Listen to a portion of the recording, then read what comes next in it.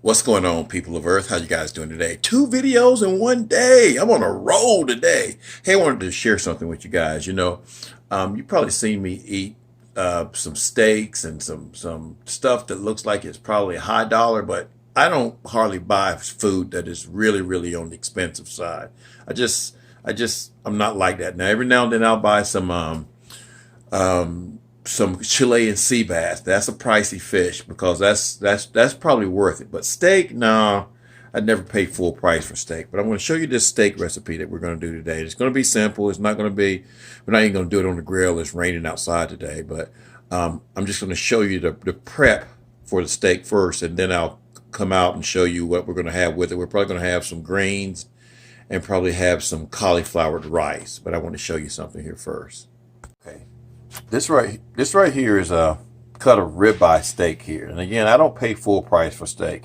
And I start to buy these steaks, and really the camera angle doesn't do it real well, but I buy them when they start to turn kind of dark around the edges because they take the price. They don't look as pleasing, but to me they look very pleasing. And these are some of the most tender steaks that you can have because they're aged a little bit. They're kind of dark. They got the good muscling down in between it. And to let you know I'm not lying, look at what I paid for that steak. $7. That's the regular price, $17.47. That's usually what I pay for 2 ribeye steaks. And these are Angus. These are Angus steak, guys. This is I'll show you the package. Blackwell Angus is usually a really good quality steak. So the way we're going to prepare this is we're going to put some seasoning on it and let the seasoning sink into it, and we'll go from there. All right, what we're going to do here, we're going to take our steaks here. And again, I got a new camera angle here, guys, because I was looking at some of my videos and I'd be all in the way and stuff. And I was like, well, these folks got to see me in the way. And like, he get his old arm out the way and all this. So we're going to take some seasonings here. I should have had all this stuff ready for you, but we're going to take some seasoning. And this, you want to do this about at least an hour before you do these videos, before you do the rest of the vegetables, guys, because this is going to have to rest. So I'm going to take some of this Tony Chachere's and we're just going to sprinkle it up there liberally here. We're going to put it on top of this so we can catch some of it here. Pull this over a little bit, but just spread it up there. And don't be afraid to put it up there. You don't want to put it up there too thick. Just coat the top of the steak like that. Now, if I go off camera, I'm probably going to sneeze because this Tony Chachere's will make you sneeze big time. Again, we don't want to. Oh, here we go. Here we go. Oh, that Tony Chachere's does not play, boy. It makes me sneeze every time. Strong. Well, I just got a sensitive nose. All right. So we're going to take it off there, flip it over. Again, look how pretty that is, guys. Separate them now. I'm going to just wipe my hands a little bit here. Do the same thing on this side. Sprinkle it. Again, you don't want it real thick, but you don't want it. You want to put it up there liberally because this meat is going to absorb this seasoning. And then that's all you do, guys. You just let it sit out at room temperature for at least an hour. Now, mine is probably going to sit out for probably 2 hours, 3 hours or so. Now, you want to kind of keep it in a cool part of your house. It's not real hot in our kitchen, so. And then we'll come back here in a little bit and show you how to do the vegetables. All righty, our steak is still over there, kind of taking care of itself, kind of marinating. We're going to be making some kale greens tonight, guys. And you've seen me do a kale green video before, and I do them different every time. So I just decided to film this one here. We're going to start off, of course, with the kale. We're going to have an onion. We're going to have some garlic, and then we're going to have some spices in here. A bunch of different spices. Spices like your rosemary, your Italian. Of course, you know I like dill weed. A little bit of Tony Chachere's. We're going to have some roasted red pepper strips. We're going to have some black olives. We're going to have some green olives. You plus or minus the honey. Some people don't want to put honey. That's just natural honey. They don't want to put that in their greens, but it does kind of accent the flavor somewhat. And this is something that's like using chicken broth right here. Only you don't have to use but a little bit. You only have to use a teaspoon for every 8-ounce can of broth. You can find it at your local grocery store here, or you can use chicken broth as well too. And we're also going to use just a tad bit of bacon grease in here just to kind of give it some flavor. Now guys, you do not have to use the bacon grease. Some people don't want to use nothing associated with pork, and that's totally on you.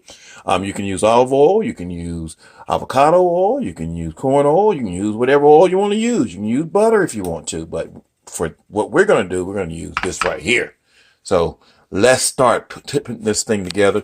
Also, you want to use a big stock pot here. This is a large stock pot here. And again, we got a lot of greens, but those greens are going to boil down to about half of that bag. So we're going to wash these greens off, and then we're going to start everything up. Of course, this is just a simple chop on the onions, guys. We're just going to chop them. A rough cut. I usually don't do a real heavy cut a real fine cut on hardly anything.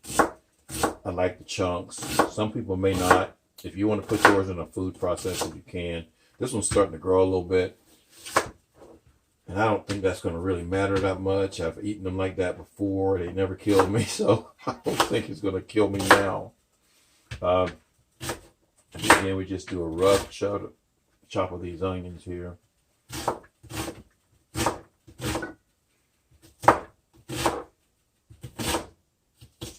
I've got my pot on, warming it up. I haven't put my oil in there yet. Really, the onions are the only thing you're going to have to chop, guys. That looks like a lot of onions, but it really isn't. It doesn't, and it adds a whole lot of flavor to what you're going to do. Because you're going to use this whole jar of red pepper strips, and you can also use the liquid that's inside of there too. Okay, I rinsed my greens off, and the bag says they've been triple rinsed, but I still go ahead and rinse them off as well, guys, just a little bit, just because it's just a habit to do that. All right, so we're going to add our oil in. We're going to use about 2 tablespoons in there. And this type of oil, this bacon fat, has a higher heat point than a lot of the other fats do. Even though it's smoking a little bit, because I probably got it up a little bit too high. So we're going to turn it down just a little bit there. Because we don't want it to get brown. We're going to add our onions in there. We're going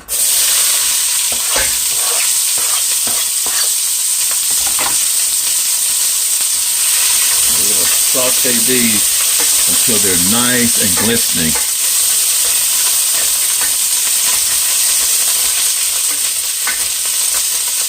I'm using, I guess it's medium-high heat.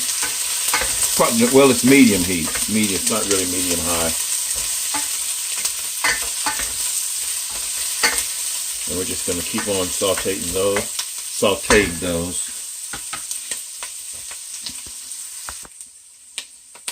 Alrighty, after you saute those for about 2 to 3 minutes, and they start changing colors and looking kind of glistening, that's when you can add your other ingredients here. So we're going to use the whole jar of roasted pepper strip. And I'm thinking about that. I said I was going to use the whole jar, but I'm going to see. I want to see something first. Just want to see what it's going to look like here. Yeah, I don't think we're going to use the whole jar. I think we're going to use about half of the jar. The whole jar is going to be a little bit too many. And we're going to cut those up a little bit.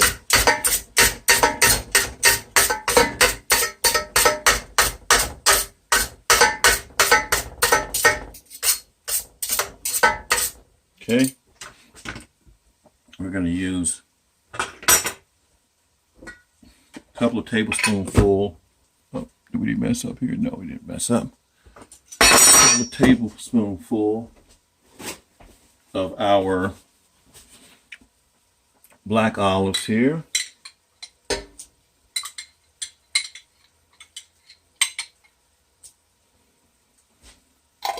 couple of tablespoonfuls of our green olives. And these are the sliced ones, manzanilla. Sounds like Godzilla's brother, Manzanilla. All right. We're going to also put some garlic in there. About a tablespoonful of garlic. That's like a heaping tablespoonful of garlic. Now we can start adding our spices here. A little bit of Tony Chachere's. Use some dill weed. I like dill weed. Use a little bit of rosemary. Don't want to use a whole lot of it. Now you don't have to use any of these ingredients that I'm using either. This is just me using them because I've used them in the past and they always come out good. But you don't have to use any of these ingredients that I'm using. Okay, so now we're going to stir all that in. It already smells good, guys. It smells delicious. Let that cook for a little bit. Now we're going to add our apple cider vinegar. I don't know if I said apple cider vinegar a little while ago. And this one has the mother in it, so you have to shake it up because it's got those particles floating in the bottom from where they processed it. So it's not a bad thing. So we're going to put about 2 tablespoonfuls. And I eyeballed that, guys, but I've done it enough to kind of know. And sometimes to kind of even it out, we'll add a little bit of honey as well. And that's about a tablespoon of honey. And then we're going to add some of our better than bouillon base.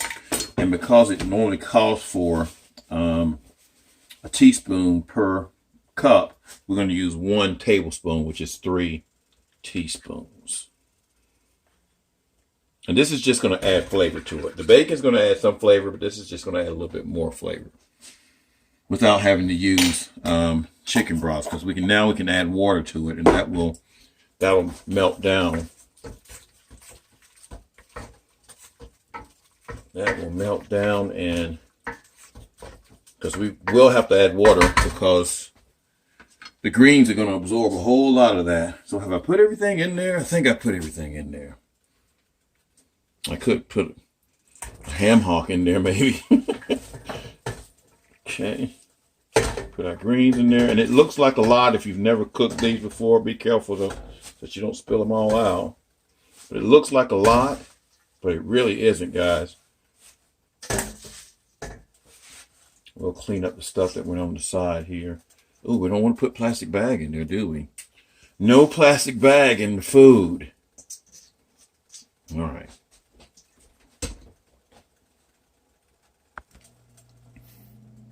Okay, now what we're going to do is just add about 2 cups of water to it. We're going to bring that up to a boil.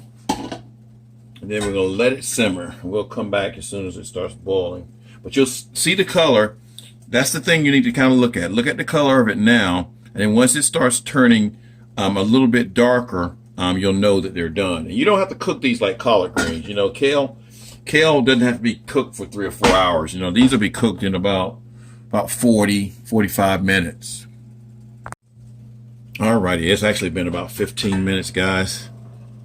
Doggone computer. Get to messing around on the computer. Now see how dark that's turned? I mean how light that's turned. That's what you want. Now you can start mixing all the stuff up together. But see how much it lost? How much it shrunk down? So we can start mixing everything in. And I know kale is not everybody's cup of tea, but you know kale is really loaded with a bunch of vitamins, vitamin K and vitamin C, vitamin E, I think. It's really good for your intestinal tract. Keeps you regular, you know. There ain't nothing like having a nice little kale poop, you know what I mean? And again, it doesn't have, you know, doesn't really have any bad side effects, if I want to be honest. But some people just can't get past it. Either it's just not cooked right, or something has happened in their past that they won't eat kale. I love it. All right, we're gonna let that cook for probably about another 20 minutes or so, guys. 15, 20 minutes. Oops. All right, it's been about 15 minutes. Oh yeah, look at that, guys. That looks good. All uniform color. It's all chopped up. We're gonna taste a little bit of the liquid to see if it's seasoned properly. So let me go get a little spoon here.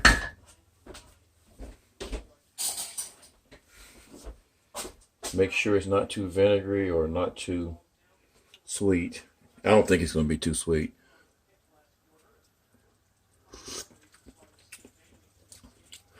Perfect. That is perfect. Man, that's perfect. Man, my mouth is watering now, y'all. All right, so those are done.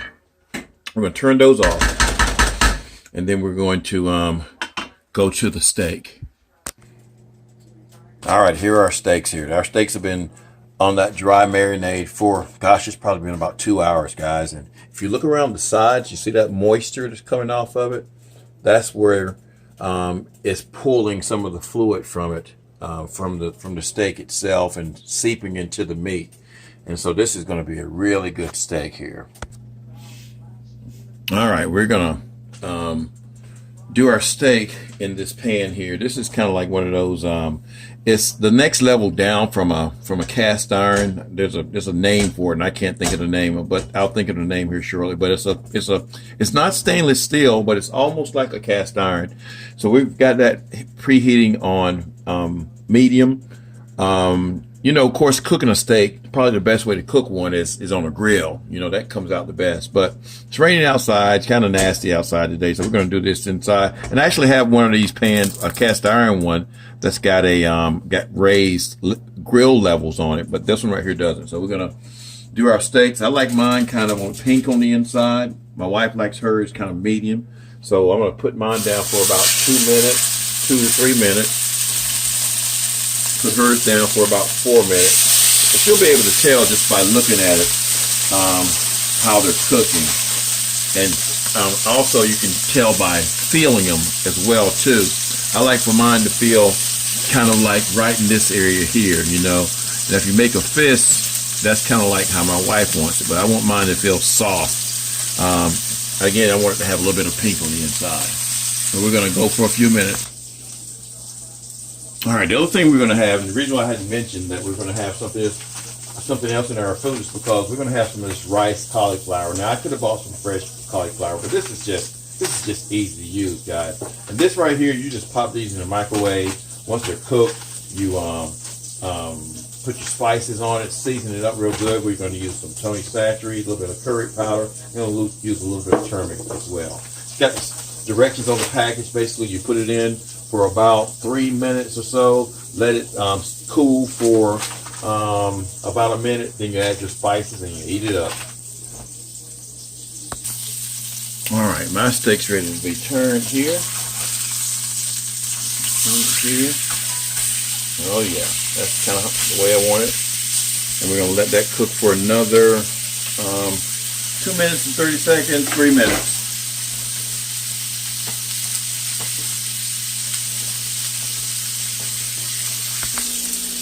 All right, we're going to turn the other one now. That one's cooked about 4 minutes. And I can tell you that hers is probably not at the level she wants it to be at.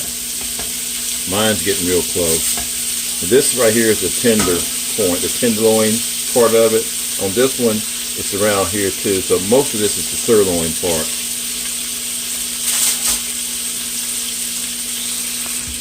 Alrighty, and just from feeling on it, I can tell that mine's already ready, guys, because I think it's going to be almost too cooked. I don't want mine to be too cooked, so we're going to let that rest. Slide this one over. Hers is about where it should be, but mine is a little bit, I don't want it to be overcooked. I want it to be a little bit pink on the inside. Alrighty, So we let that rest. Should be done here. We're going to take this, put it in our bowl. Oh yeah.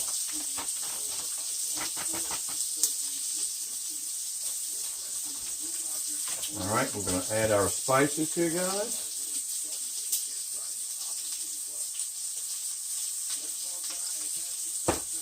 Add a little bit of curry.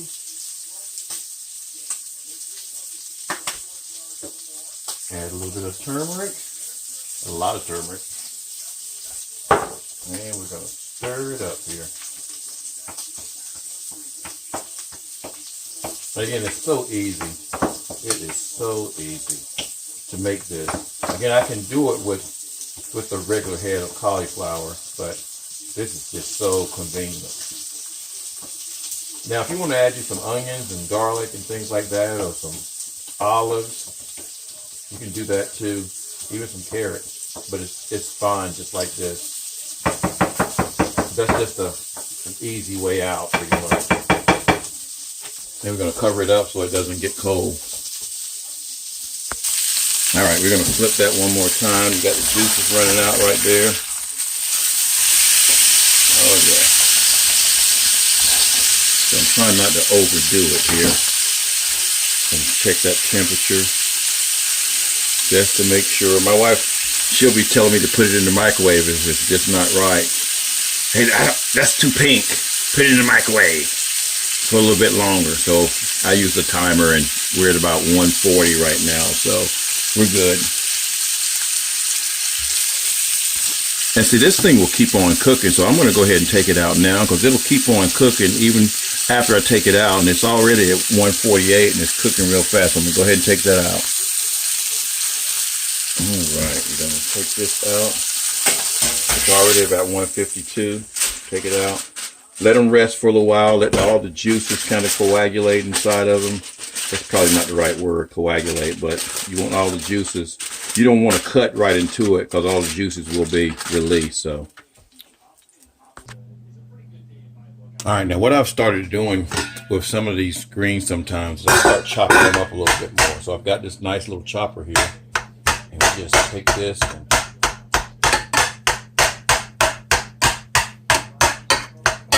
you don't want them real fine, but you see it's got some big chunks in there. You want that cut. So I'm sure you don't want to hear all this noise, this chopping noise, so we're going to come back once it's done. Alrighty, and then the only thing left is to kind of plate everything up. We're going to put our steaks up here. And this is a little bit longer video, guys. This because I guess I'm bored. I like running my mouth. Put that one there. That's my wife's there. Put mine there. We're going to have with some greens. Try to get you some of that liquid out of there. They smell good. They got a lot of good color to them. Nice and healthy. Good flavor. Okay, I'll put some of that right there. So we can always get more. And see, I'll be eating on this next week too. So it's not like this is going to go to waste. There, we're going to get us some cauliflower. This is kind of like the potatoes right here, y'all. Only it's not potatoes. Let's do that. Right over there. That there. Put that there. And there you go. Got your perfect little meal for a Saturday night. Get your stomach full. Go drink you some beer, or go have you some Kool-Aid, some ice cream, and you're good to go, guys. Thanks for watching the video and sharing the dinner with me. We will talk to you the next time. It is all done. Alrighty, and before someone asks, I cut into mine so you can see how it's cooked. See? Nice and pink on the inside. I'm not going to cut into my wife's because I know how hers is, but I'm not going to cut into hers. But mine is cooked perfectly.